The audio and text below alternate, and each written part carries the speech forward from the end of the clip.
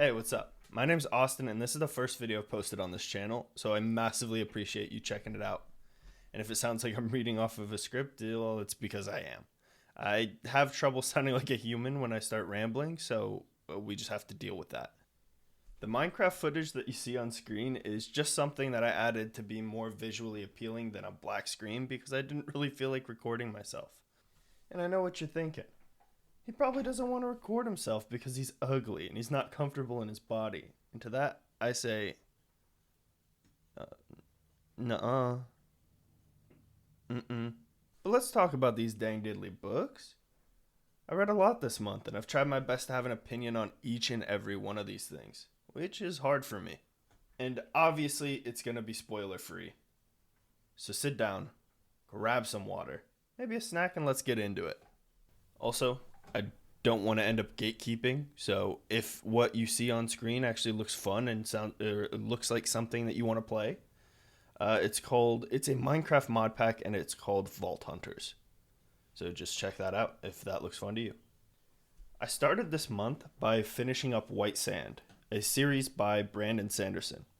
The series takes place in the Cosmere, which is Sanderson's combined universe that he writes a lot of his books in. And it's basically about a kind of a Nepo baby who becomes the principal of a school for sand magic and is trying to keep the school from being closed down by the government, while also dodging assassination attempts by a group of angry cavemen. And on paper, this book sounds awesome. But I was not a fan of this entry. I have a massive amount of respect for Brandon Sanderson and everything that he puts out, but I just think that this book was not my cup of tea. I ended up just feeling kind of bored and confused, and that could just be the way that a graphic novel just is, and I'm not very good at reading graphic novels, but I don't know. I just wasn't super into it. The being bored and confused left me feeling kind of like frustrated. And I really only finished this series because of it being Sanderson and part of the Cosmere. Otherwise, I probably would have dropped it. And I think I ended up giving this series probably like a 1-star average. No hate at all to anyone that likes this. It just wasn't for me. I'm not good at reading graphic novels, and I think this one just wasn't a hit for me. I'm sorry. I did really want to like it. I just couldn't. Going into my second book of this month, I decided to read the prequel to Priory of the Orange Tree. It's that book that's on your TBR, but it's so long that you keep pushing it off. It's that one. And I read Priory last month and I enjoyed it, but it wasn't anything that I'd recommend. And I saw that Samantha Shannon had just released a prequel that came out right as I finished it. So I said, what the hell, and got a copy. And I'll say I've developed more of an appreciation for this book after the fact. But when I was reading through it, it was a slog for probably the first half and maybe then some. And compared to the first book, this just felt like kind of like a slice of life anime. Priory did a great job of establishing stakes kind of right away, like almost page 1. And it did a great job establishing a conflict, while A Day of Fallen Night took almost 200 pages for anything to start happening. All that being said, I think this book was way better than the first. And I know, hold on, I'll explain. Between the first and second book, you can really tell that Shannon has just improved her craft as a writer overall. The world building on display in this book is just awesome because it's an almost completely different world from what we see in Priory, while still feeling much the same. Yet every aspect of the world changing between the books is perfectly explained. The whole story of the book itself is explaining that change. And while I was reading the book, I definitely felt bored and negative towards it until I realized everything that the book was doing. I've since developed a massive appreciation for this story, and while it wasn't a 5-star read for me, I could definitely put it at a 4. That being said, though, I have to say, if you know, you know, chapter 75 had some of the best written, like, confusion, chaos that I've ever read. And I'll leave it at that. Just shush, you know? It was insane. So after I finished A Day of Fallen Night, I wanted to take a little break from fantasy and read something completely different. So I impulsively picked up East of Eden after seeing a TikTok recommending it. My hopes were pretty high going into this, and I was not let down. This book was truly incredible, and I ended up giving it 5 stars. Like, it's just straight up a 5-star book. I think this book is best read without any knowledge of what it's about, because I don't think any description does it justice. The character work in this book is just so well written, and all the characters feel so alive and real. And I would be doing you a disservice by telling you any more. So if you want to read an incredible classic, just go and read East of Eden. So while I was reading through the last 2 books, East of Eden and A Day of Fallen Night, I was also reading through the 2nd and 3rd deluxe editions of Berserk. Berserk, if you didn't know, is a dark fantasy seinen manga written by the late Kentaro Miura. Seinen manga, from my understanding, is pretty much a shonen, think One Piece, Naruto, etc., but with more adult themes and usually follow adult characters or young adult characters. In Berserk, we follow a boy named Guts through his life, and I know there's more to that, but I haven't gotten there yet, so don't spoil it or anything. I'm loving the ride so far. But it turns out I stopped reading Berserk right before it really got good. When me and my girlfriend moved into our new place, I was halfway through Berserk Deluxe, the second Berserk Deluxe volume, and nearly a year later, I hadn't touched it. So I decided to go back and finally finish it once and for all. And I was completely ready to write off Berserk as just, it's not for me. But I was proved wrong. A bit after halfway through the book, Guts has to face his strongest opponent yet, by far. And the amount of character growth on display and the insane artwork by Kentaro Miura just left me wanting more. The entire time I was reading White Sand, I was literally like, I just wanted to read this. I wanted to read Berserk because if you read Berserk, when you turn a page and see a full 2-page spread of a single incredible piece of artwork, it's jaw-dropping. It really is. Like, the amount of times I would turn a page just to stare for minutes at the insane artwork is actually ridiculous. The Berserk Deluxe Edition 3 definitely leaned into some more political aspects of the story that I know are necessary, but I just wasn't feeling as hooked as I was in the second volume. However, I do now have a ridiculous amount of respect for Miura and his story and can't wait to keep reading. The character work on display for Casca alone, incredible. I love her. I love her backstory. I love everything about that story. And I just can't wait to keep reading. But it'll definitely take me a while because I refuse to read any other edition than the deluxe now. And the deluxe are $50 per book.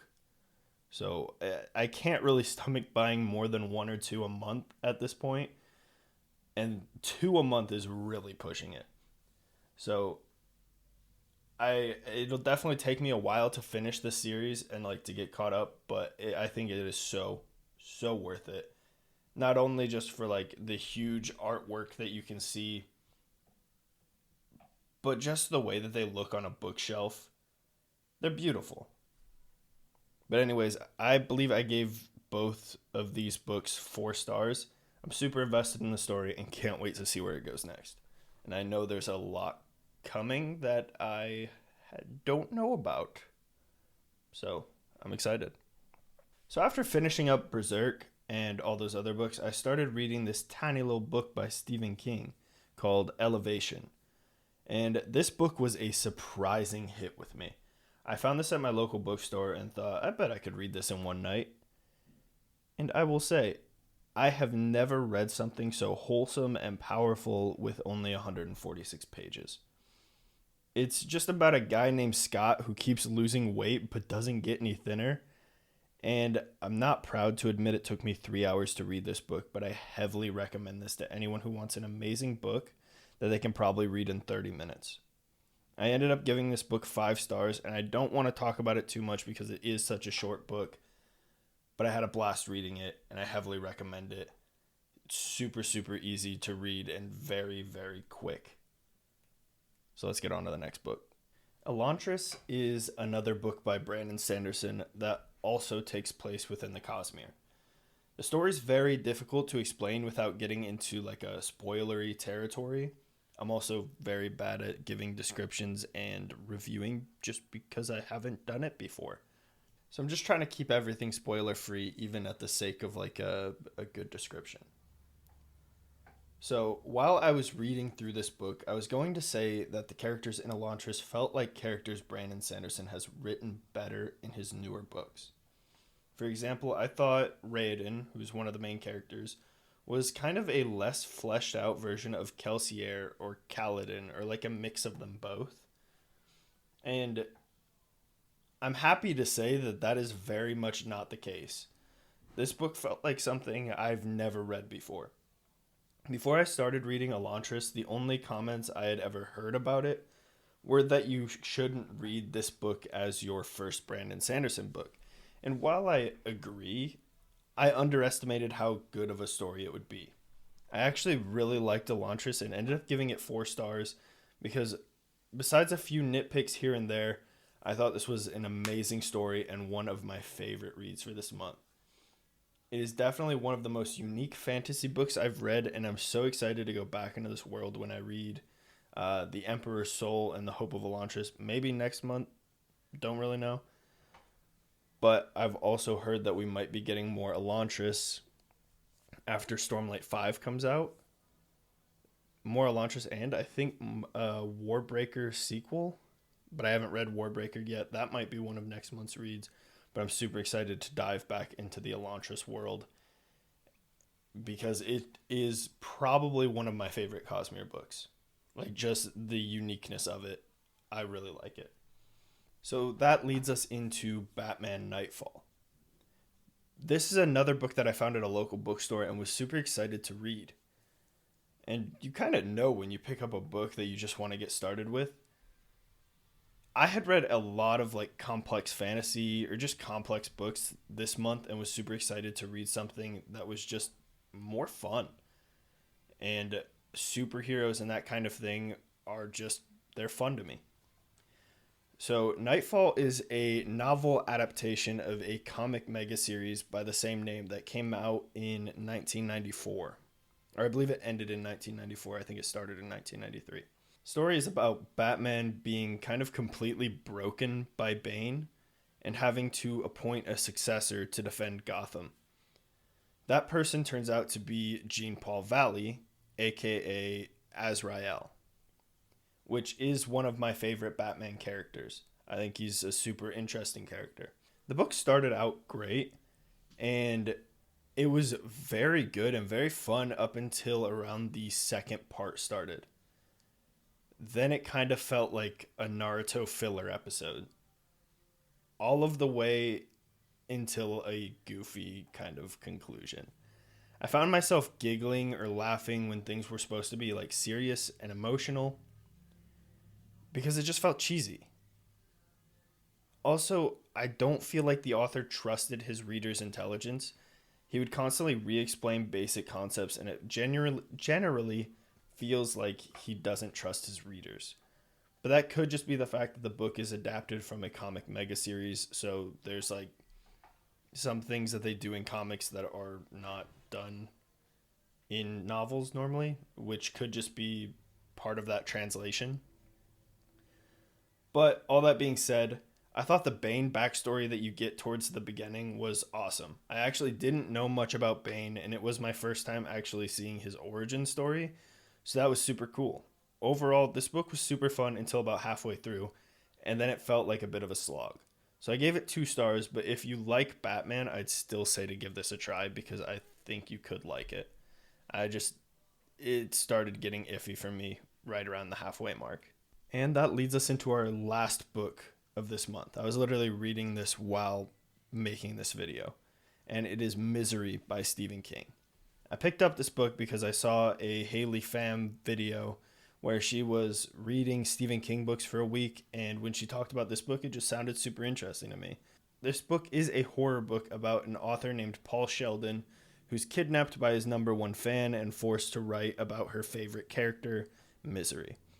I had a few problems here and there with how the story was told, but other than that, I thought there was some fantastic character work on display. I can't really touch on the problems because of spoilers, but some small things ruined a lot of possible tension in the narrative. I also don't know what it was about the book that was so hard for me to pay attention to. There's a huge amount of like stream of consciousness type writing because you spend a lot of time in Paul Sheldon's head. So maybe that's why, but overall, only minor complaints. I feel a lot could have definitely been done better, but I gave this book 3 stars. If you've managed to make it this far, you have no idea how much I appreciate you. This is the first video I've ever posted, and I'm actually super nervous about putting a video out filled with my own opinions. It may sound stupid, but it's actually a big step for me. And I can't wait to continue making things and figuring out exactly what I want to do. So please do me a huge favor if you made it this far and hit the sub button, because that would mean a lot. And also, if you want to help push my video in the algorithm a little bit more, try to like and comment. I know I'm begging you guys, but I mean, it's the first video I've ever made, and I want to get it out to as many people as possible. But anyways, guys, thank you. I appreciate you so much. If you do want to check me out on other platforms, I have a Twitch, and it is iPad Goblin. I'll put it on screen and in the description, and I'll also put my main channel on screen that will have like gaming content and stuff like that, but right now this channel is my primary focus because this is the one that I'm enjoying making content for the most. So I just want to say that I appreciate you guys. Thank you, and adios.